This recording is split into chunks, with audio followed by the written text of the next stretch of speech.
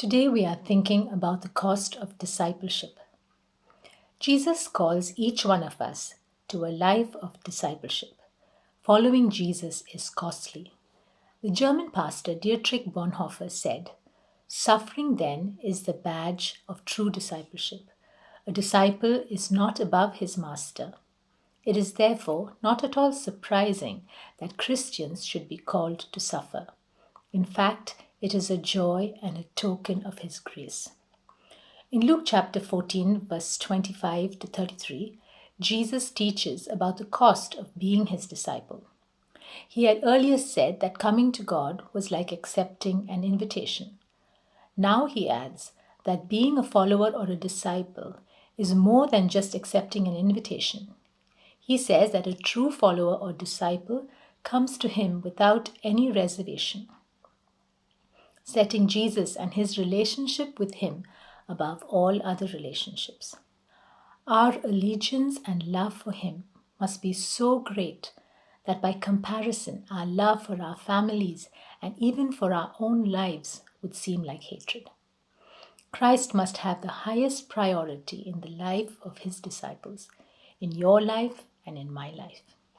In verse 27, Jesus says, "Whoever does not carry their cross and follow me cannot be my disciple."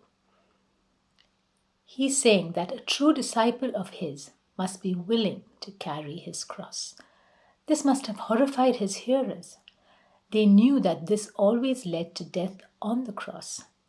Here Jesus is saying that to be a true disciple of his means to deny self-rule or to put self-life to death and to be committed to the highest possible cost, even to follow Christ to death.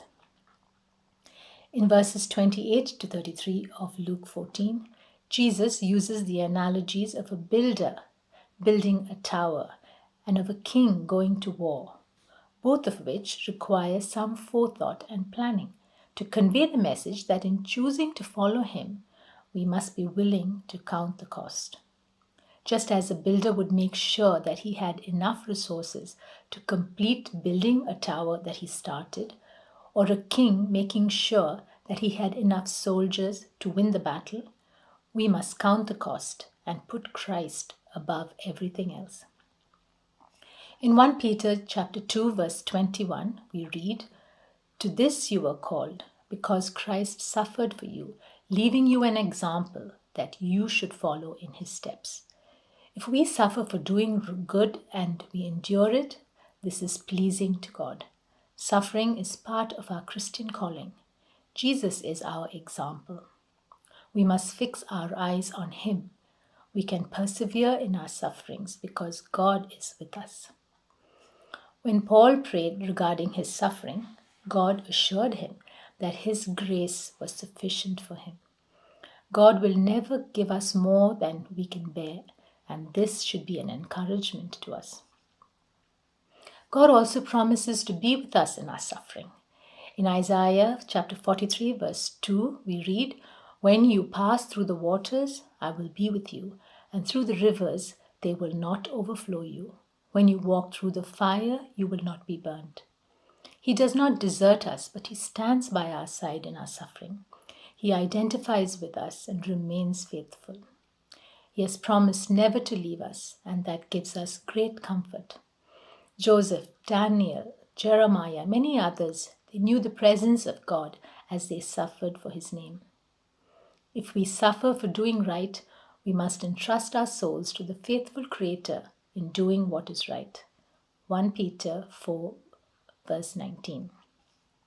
Some years ago when we lived in India, I remember how an Australian missionary serving in a Hindu-dominated region was burnt to death with his 2 young sons as they slept overnight in their van. He had spent more than 30 years of his life serving among people with leprosy. The incident outraged the national Hindu government, and many Christians were perplexed as to why God would allow such a thing to happen to his servants. The response of the missionary's wife was so moving when, before the secular press and television reporters, she said that it was a privilege to carry the cross for Jesus and that she had no hatred for those who had committed this heinous crime. She chose to forgive them. She said that God had called her to the work and that He was with her in her suffering. My husband and I know people in India who have suffered much because of their decision to follow Christ. They have been disowned by their families and have had to take shelter with Christian friends.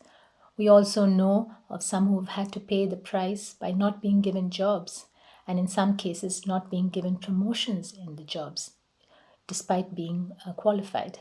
Their strong faith has always been a challenge to me, and I have often wondered how I would respond. Today, in many countries, the church faces persecution, with the imprisonment and killing of believers and burning of churches. We have a responsibility to pray for our brothers and sisters. In our ministry here in Cardiff, my husband and I have met a number of individuals who are presently facing the consequences of their decision to follow Christ. Many have had to flee their countries and they have no contact now with their families. And they are seen as having betrayed the religion of their ancestors and brought disgrace to their families and communities. The Lord promises a crown of life to all who will remain faithful through suffering. In Revelation chapter 2, verse 10, the church in Smyrna was promised the crown of life provided they remained faithful to the end. Our suffering is not forgotten, and God will reward the faithful ones. The reward may not be in this world, but it is certain in the world to come. A pastor once said, "Salvation is absolutely free, but once you receive it, it costs you everything." To follow Christ, to truly follow Christ, we must consider the cost and put Him above everything else. Are we willing to follow Jesus as Lord of everything, from our families to our possessions to our very lives? May God help each one of us to be ready and willing to suffer for His sake, to remain faithful through it, and to seek to glorify God through it.